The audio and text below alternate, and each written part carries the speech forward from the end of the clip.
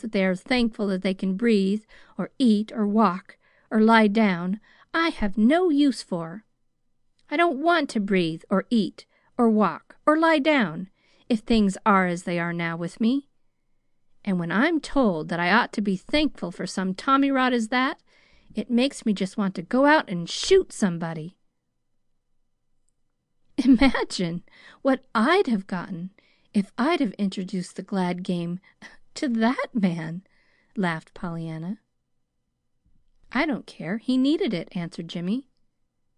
"Course he did, but he wouldn't have thanked me for giving it to him." "I suppose not. But listen.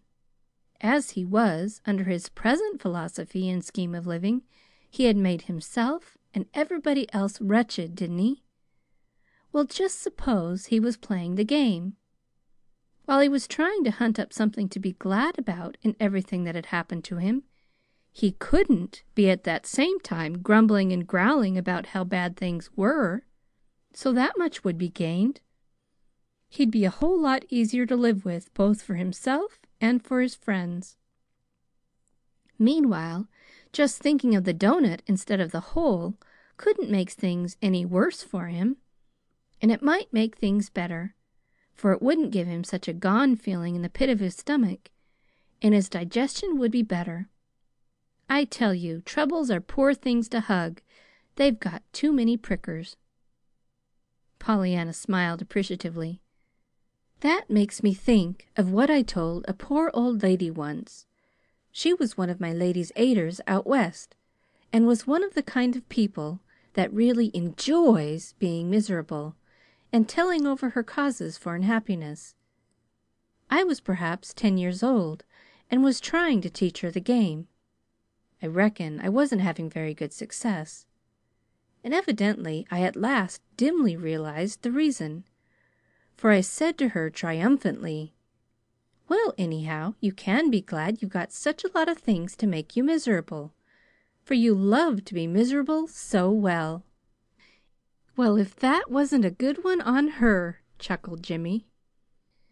Pollyanna raised her eyebrows.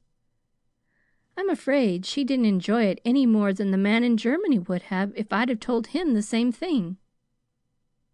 "But they ought to be told, and you ought to tell." Pendleton stopped short with so queer an expression on his face that Pollyanna looked at him in surprise. "Why, Jimmy, what is it?" "Oh, nothing. I was only thinking," he answered, puckering his lips. "Here I am urging you to do the very thing I was afraid you would do before I saw you, you know. That is, I was afraid, before I saw you, that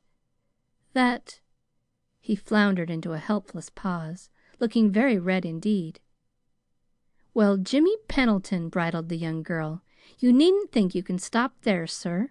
Now, just what do you mean by all that, please?" "Oh, nothing much." "I'm waiting," murmured Pollyanna. Voice and manner were calm and confident, though the eyes twinkled mischievously. The young fellow hesitated, glanced at her smiling face, and capitulated. "Oh, well, have it your own way," he shrugged.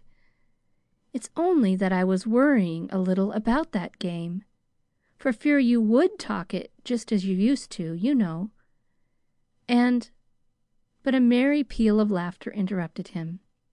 "There! What did I tell you? Even you were worried, it seems, lest I should be at 20, just what I was at 10. No, I didn't mean, Pollyanna, honestly. I thought of course I knew."